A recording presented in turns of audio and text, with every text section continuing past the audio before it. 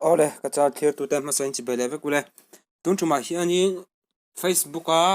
kan friend list hide dan kan soi don ani chumi main ka channel hi vai khat thina ne chong khonga in min lo like share in min lo subscribe sak ve don nia video kan halila masbra chuan Facebook a hin lut phot taila chuan heta ve dinglam kila rin pathum in thai pathum a hin kan lut anga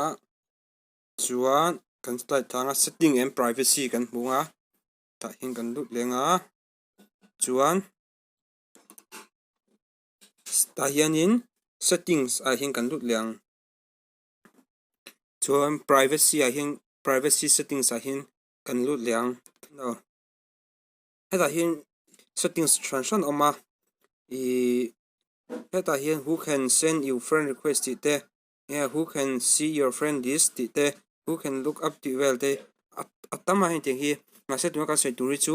he khami ka thai bill who can see your friend list ti hi nia heta hin public hi omta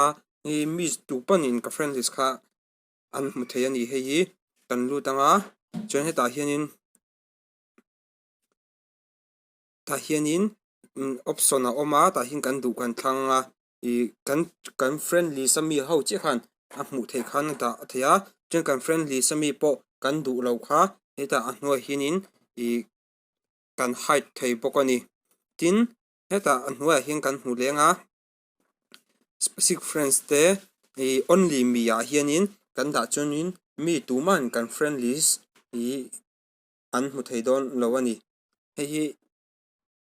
intura lo try ve ula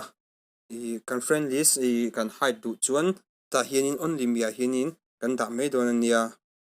ole khati zong kha tun tuma kan video siam thei te chu ani le ta